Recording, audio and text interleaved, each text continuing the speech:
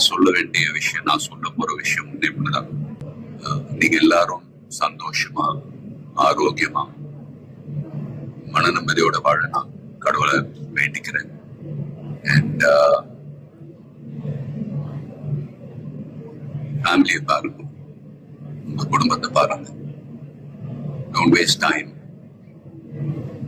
நல்லா படிங்க. வேலைக்கு போறவங்க கடுமையா உழைச்சு வேலை பாருங்க. Work hard, play heart.